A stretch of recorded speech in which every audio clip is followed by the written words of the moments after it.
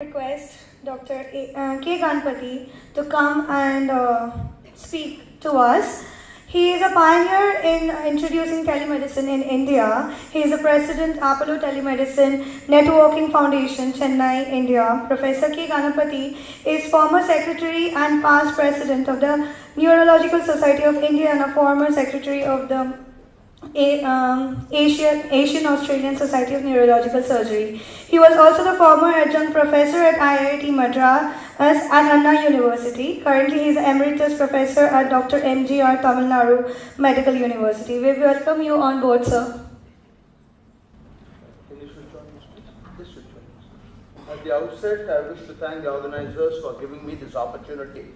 1200 seconds is too short a time to talk on remote healthcare.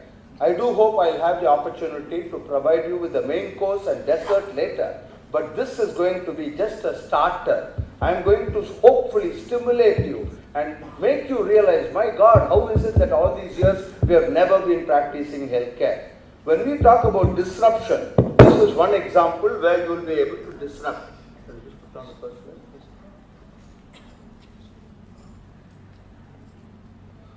please? Sorry about this. Should I be ready?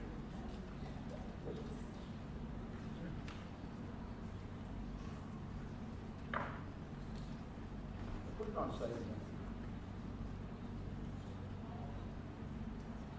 Okay? Yeah, okay. I think I'll not survive this spondylosis by the time the talk is over. You can see here, the previous speaker has very nicely summarized what are the problems with Indian healthcare. Now, basically, what the problem is, we talk in silos, there is lack of last mile access, quality of care. We are better than the best. There are centers in India which are better than the best. But at the same time, India is a paradox. We need to sustain, unless we provide equitable, sustainable, quality healthcare for 1.3 billion people, there is no point in having All India Institute of Medical Sciences, Apollo hospitals, JustLook, and so on and so forth. This can only be done with technology-driven healthcare transformation.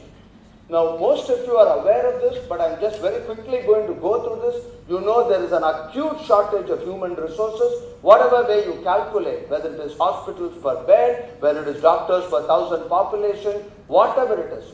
Not in the lifetime of my great-great-grandchildren will there be enough brick-and-mortar hospitals to bridge the ever-increasing urban-rural health divide. At the same time, India has already touched the 1 billion mark in mobile phones, 40% of which are smartphones. So when we use smartphones to book tickets to a railway station, for a train ticket, when we order a movie ticket through phones, why can't we do this?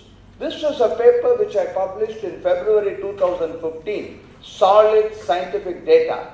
I belong to an endangered species. There are less than 1,600 neurosurgeons for 1,300 million Indians. But what is more important is, 2.5 years ago, 935 million Indians lived in places where there was not a single neurologist or neurosurgeon. I have no reason to believe that the statistics are in any way different, whether you call it a plastic surgeon, a medical oncologist, a pediatrician, an orthopedic surgeon, and what have you. So, ladies and gentlemen, the stage has come, 73 years after Indian independence. We should not be talking of only primary health care. Gone are the days when we talk about eradication of smallpox, chickenpox, dengue, malaria, etc. Today we talk about non-communicable diseases. And service, whatever service you offer must be cost effective. I believe that a solution is not a solution unless it is universally available to everyone, anytime, anywhere, 24/7, cost effective. And this can be done only with the use of technology. There is an unprecedented exponential increase in ICT. All of us are aware of this. The continuum of care, this is what is important. Unless we have your past history, your medical records, and until recently it was just not possible to have this. Today, with modern technology, we can have an EMR. I can know exactly how you were before you came into the world. your antenatal history, and even after you leave the world, we still can have data because so many organs in the body can be used even after death. E-health, M-health, IoT and devices, all this is going to be part of healthcare. Now this is a very complex slide. I'm just showing this to tell you that healthcare is a continuum, starting from your intrauterine life till old age. At every stage you will require healthcare. The healthcare industry, I don't like the word industry. I belong to the old generation. I belong to the BC era, before computers and before Christ were one and the same. When I was a medical student, when I was a doctor, we used to talk about doctor-patient relationship. Today we talk about healthcare providers, we talk about healthcare industry. There was no MHA 30 years ago, there was no MBA. And believe me, we also survived. But then the world is totally different now. So here you see, this is the ecosystem. I believe that in the years to come, as I mentioned earlier, doctors are slowly becoming extinct. You are the people who are going to take over the healthcare industry, and I foresee that eventually we will have to listen to what you say. And therefore, my dear students, I think it's very important you get a true perspective. Healthcare is not ROI. Healthcare is not return on investment. Healthcare is tender loving care. Tender loving care can also be synonymous with ROI. And this is what I'm extremely concerned, that the modern doctor, when a patient comes to me with headache, I listen to the patient. Listen, listen, listen. He's telling you the diagnosis. This is what Sir William Osler said 100 years ago. Today, you ask for an MRI. You don't even listen to the patient. So this whole thing partly is influenced by technology. And though I'm a technology buff, still you must remember that technology should not go in search of an application.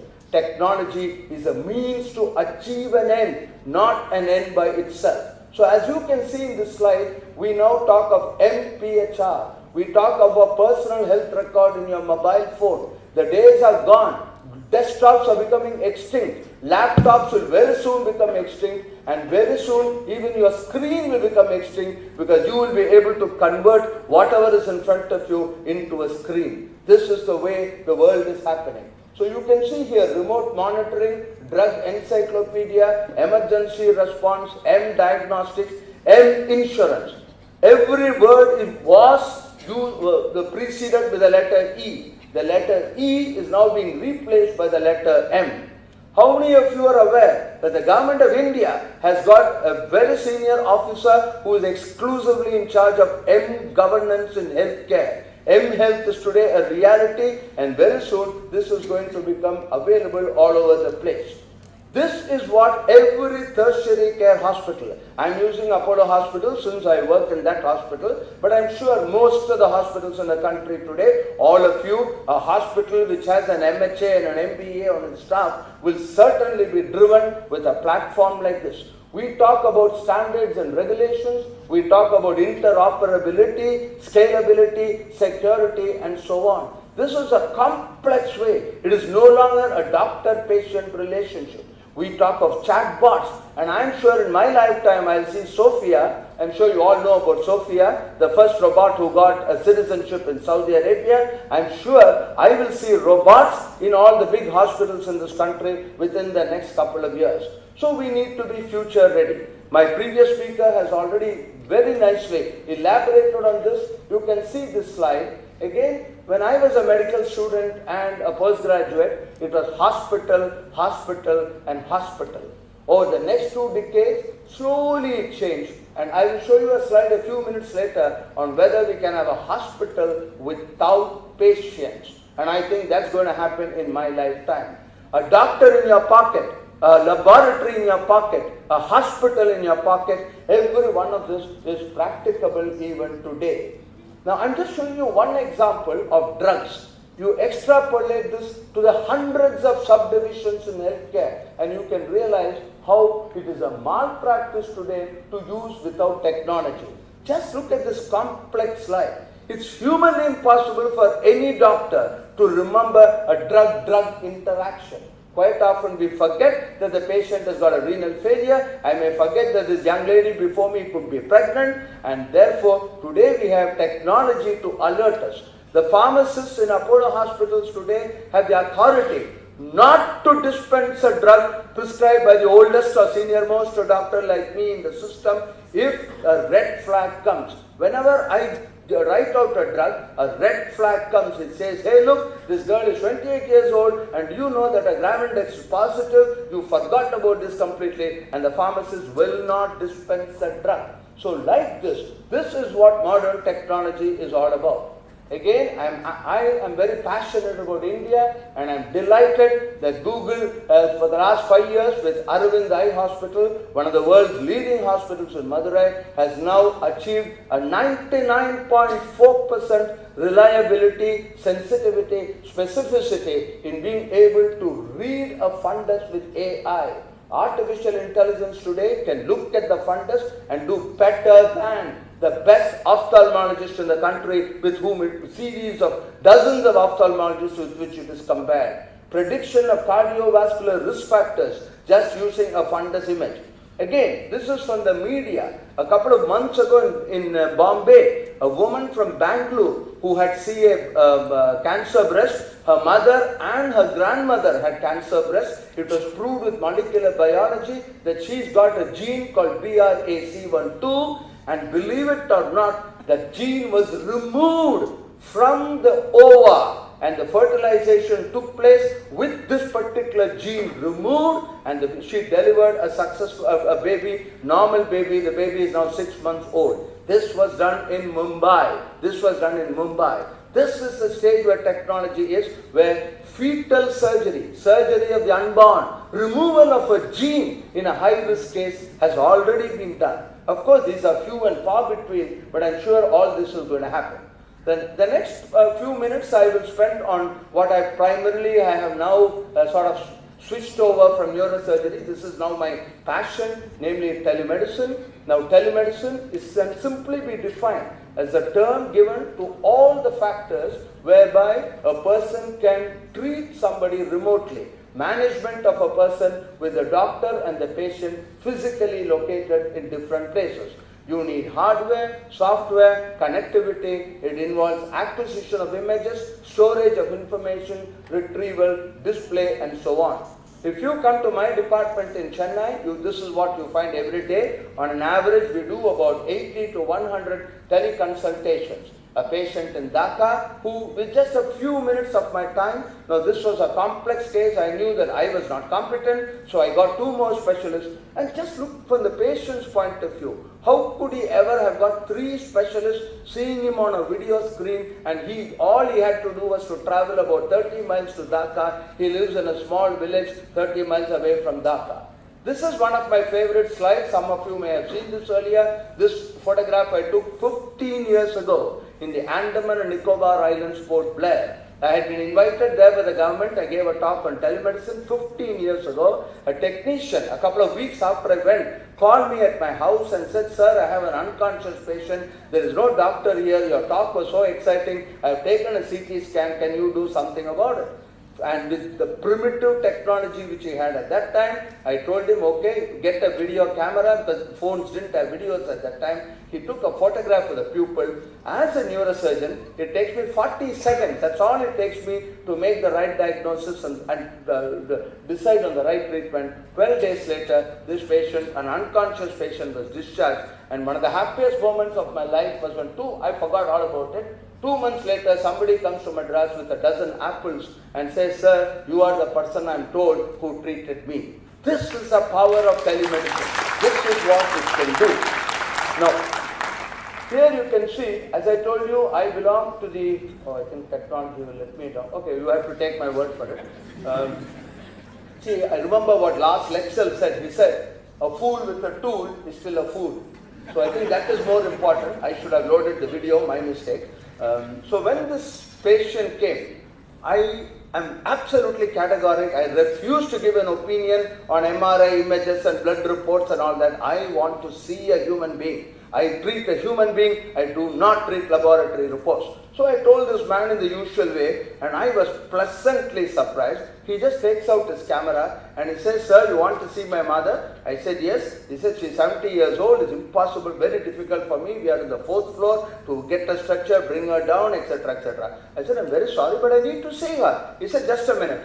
Okay, takes out his phone, puts on, calls his brother, and I am able to see the mother completely from my room. This is my room. Unfortunately, I didn't load that video here, I think. That is it. Now, I am again convinced, if I am the Health Minister of India, in addition to, not instead of, in addition to spending thousands of crores on All India Institute of Medical Science, like hospitals all over the country, I would allot at least 2% of the health budget purely to promote health literacy. It is very sad that in 2019 in Chennai, I see doctors, engineers, advocates, PhDs, professors coming, getting admitted to the hospital with a devastating stroke. Oh, sorry about that. All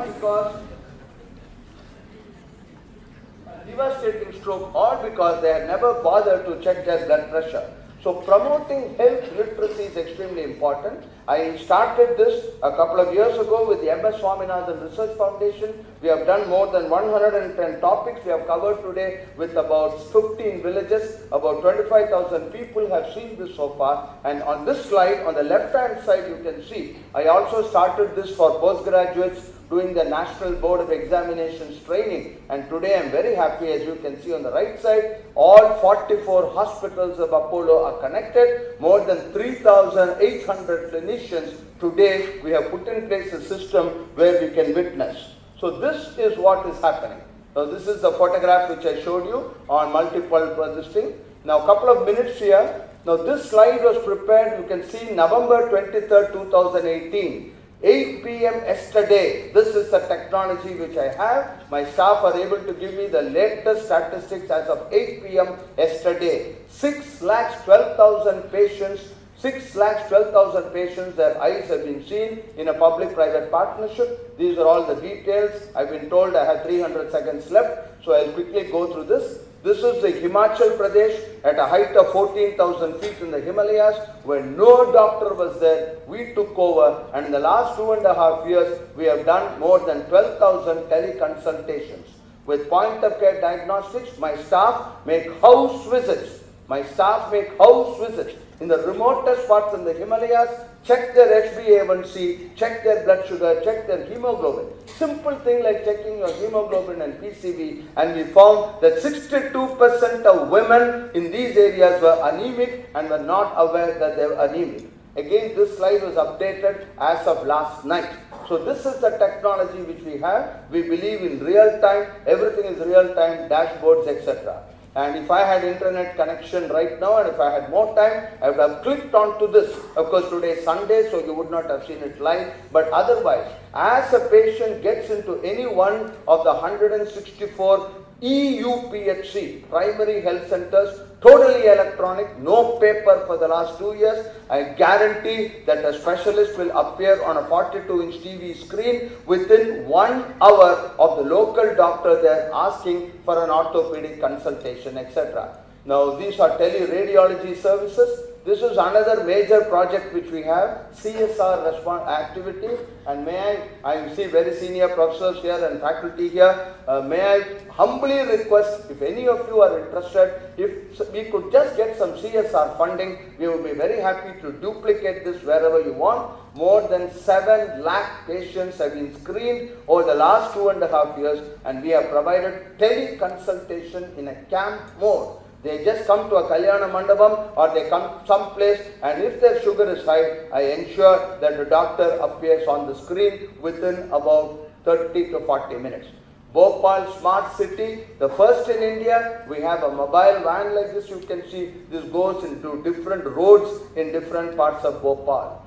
Again, this is, so are you ready for a hospital which has no patients? I am sure in my lifetime this is going to happen, and I foresee that hospitals of the future will only have operation theatres, intensive care units and things like that, all 80% of today's admission to hospitals can be treated at home. The previous speaker already showed how this is possible.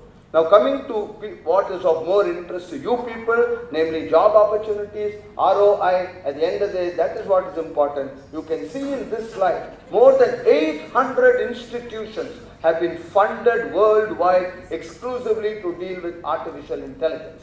A few weeks ago, when we were celebrating the 35th anniversary of Apollo Hospitals in Chennai, we got these drones, and hopefully in a couple of months, we will be one of the first hospitals in the country to use drones for transporting various material within the city, and ultimately we hope it will be done in villages also. So ladies and gentlemen, pardon my white hair. As a senior citizen, probably the oldest in this auditorium, I become philosophical. It is the best of times. It is the worst of times. It is the age of wisdom. It is the age of foolishness. It is the spring of hope. It is the winter of despair. We had everything before us, but we had nothing before us. Charles Dickens could very well have been referring to artificial intelligence and the way healthcare is evolving. Good and evil are two sides of the same coin. In our anxiety to embrace technology, let us not forget that we are doctors first, healers first, and scientists and technologists and technicians and all that later. You can ignore reality, but you cannot ignore the consequences of ignoring reality.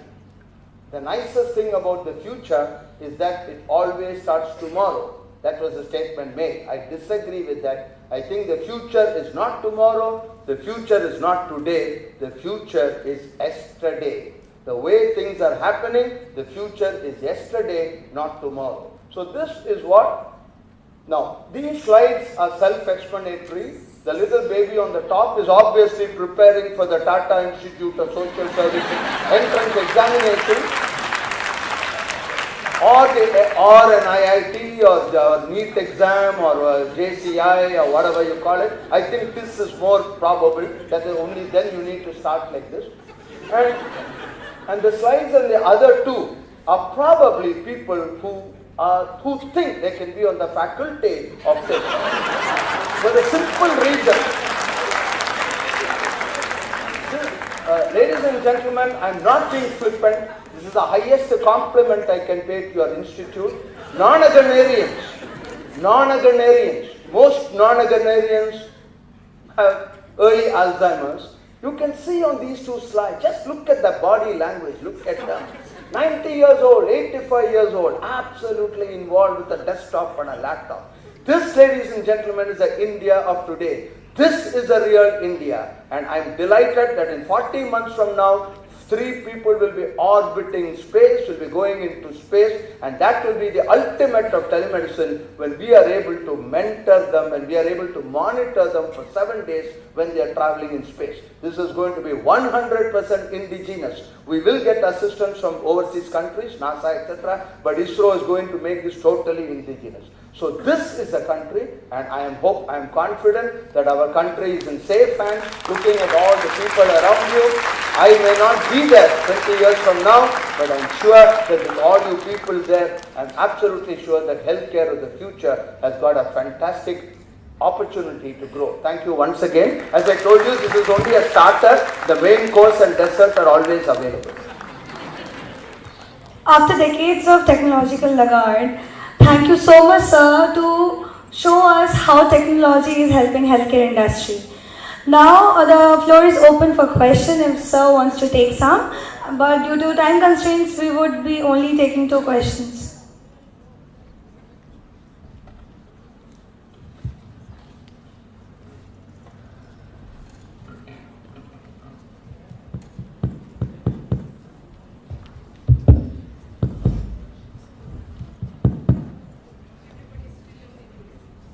Good afternoon, sir. I'm Veda Halve from Administrative Staff College of India. So, with technology, consumerism has risen, and while we celebrate it, and while technology makes the consumer smart, it also makes them borderline over smart, and that makes a job of a healthcare professional much harder than it has to be. It's much more difficult to convince them, and they diagnose themselves and all those things. So, what is your opinion on that? How do we tackle that as a healthcare professional? Okay, good. That is why you always need to be one step. The very fact that you are in the Administrative Staff College of India shows that however smart the consumer is, you definitely must be slightly smarter than them. So I don't think there should be a problem at all. You have to be future ready. The answer to your question is, you have to be future ready. One of my favorite statements, which I use in a lot of my talks, is, what do they know of England who only England know? Rudyard Kipling made this statement. And I think that's one of the problems with our method of education, and I'm very happy that this is calling a clinician like me to give a talk in a highly focused MHA MBA program. So I think as health administrators, as people are going to run the hospital, you need to have a broad conception, a holistic view of everything. I don't think it's necessary you need to know about 1.5 Tesla and 3 Tesla MRI, but you definitely need to know, look at it from the consumer's point of view. It's very difficult, particularly when you're young. It's like we always think that they're over smart. But it's health care. It's not like buying a pizza. See, it's health care. So I think you need to get into this, and one of the things is shadow a clinician. That's what they do in the US. In the US, it's mandatory for everybody to shadow a clinician. Once you spend 2 weeks, 3 weeks with the clinician from morning till evening, you will understand what healthcare is all about. Healthcare is not HR, healthcare is not management of electricity, water and resources and your kitchen and finance and all that. Healthcare is much more than that. A slight follow-up question. With the advancement of technology, how do we convince the patients with the acceptability of technology used on them? A good question. One way of doing that, which is not, unfortunately, we need to make an attempt to do, is data. We have a misconception that we are more educated, we have more brains than the average consumer, which is totally wrong. My teachers told me that the higher your formal education, the less common sense you have. And I think that's very true. You'll be amazed. I have been amazed when I tell somebody with a brain tumor, look, you require surgery, he asks me 25 different questions. When I tell a professor of cardiology that you have a brain tumor, he is just not able to think of all these questions. So the answer to your question is again, what is your question? How do we convince the patients for the acceptability? Okay. So one of the things is, if we have evidence-based medicine, show stories, say this is what I do. I have video clippings, I have real stories. No patient is interested in theory. So you tell him, like the previous speaker showed us a few photographs in home care. Use that as an example. You want to convince somebody that your home can be converted into an ICU. Nobody is going to believe you. But you show those 4 slides. Blacken out the names. You show those 4 slides and say, look, I've done this 283 times in the last 5 months. That is what people in Western countries do. You know, they have capsules. They have capsules for everything. So you need visual, and visual is far better than just talking. So the answer to your question is, have data. Have patient data, not American data, but data from Mumbai and Delhi. Thank you, sir. Thank you so much. Thank you.